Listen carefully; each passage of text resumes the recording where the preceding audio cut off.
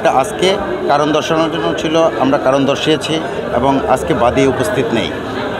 বাদীকে পূর্ণাঙ্গ জেরা করার জন্য আজকে তারিখ ছিল, কিন্তু আজকে বাদী উপস্থিত হয়নি। বাদী একটা সময়ের আবেদন করেছে।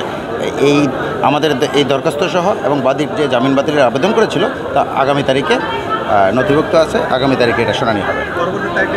পরবর্তী তারিখটা বিকেলে পাবো। সবাই আমার জন্য দোয়া রাখবেন, ভালোবাসা রাখবেন। আমি চাই আমাদের দেশবাসী যারা আছেন, যারা আমার অডিয়েন্স আছেন, যারা আমার ভিডিও দেখেন, ভালোবাসেন আমাকে, সবাই আমার জন্য দোয়া করবেন। আর আমার ধারা আপনারা কখনও নেগেটিভ কোনো কন্টেন্ট সোশ্যাল মিডিয়াতে দেখবেন না, এটা তো প্রমিস প্রথম থেকেই করছি। আরেকটা বিষয় যেটা নিয়ে আমরা কাজ করব, আমার লয়ারদেরকে বলেছি, যেটা হচ্ছে যে কোর্ট থেকে আদালত থেকে বলা হয়েছে যে আমার ভিডিও যেন ওই ভদ্রলোক না ছাড়ে আর ওই ভদ্রলোকের ভিডিও যেন আমি না ছাড়ি। এটাতে আমরা একটা বন্ডে সই করেছিলাম, কিন্তু উনি ওনার কথাগুলো রাখে নাই। উনি বন্ড ব্রেক করেছে। উনি বারবার আমার ভিডিও আপলোড করতেছে, আমার প্রিভিয়াস যে ভিডিওগুলো আছে, পুরনো যে ভিডিওগুলো আছে সেগুলো নতুন নতুন পেজ আপলোড করতেছে।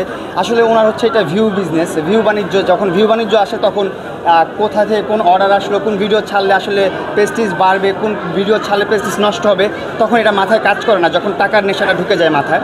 তো আমি মনে করি যে উনি প্রথম থেকে এখন পর্যন্ত এই বিজনেস করতেছে ভিডিও নিয়ে।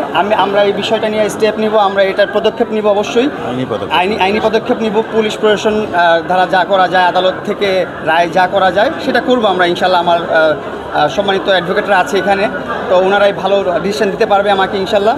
সো আমি চাই আমার পুরনো ভিডিওগুলো যেন কেউ আপলোড না করে।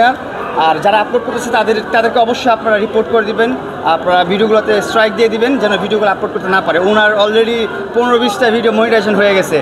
উনি বলে আমি ওনার টাকা পয়সা খেয়ে গেছি, এটা করছি সেটা করছি। ভাই, আমাকে দিয়ে সে কত লক্ষ টাকা ইনকাম করছে। আপনারা জাস্ট শুধু ওনার কি বলে ব্যাঙ্ক ট্রানজ্যাকশনটা চেক করবেন, ফেসবুক থেকে কত টাকা ওনার আসছে এটা চেক করবেন। ওনার ফেসবুকের মাধ্যম, এটা তো আমি তৈরি করে দিছি, আমার মাধ্যমে তো তৈরি হয়েছে, তাই তো নাকি? আমার মাধ্যমে না হলে আমি তো হেল্প করছি যতটুকু পারছি। আমার সর্বোচ্চ আমি চেষ্টা করছি ওনাকে সাপোর্ট করার। যখন উনি আমাকে ফাইন্যান্সিয়ালি সাপোর্ট করছে, হ্যাঁ, যখন আমাকে গিফট করতো, তখন তো ওনাকে কেউ চিনত না। ওনার 0 ফলোয়ার্স ছিল, উনি কন্টেন্ট ক্রিয়েটার ছিলেন না।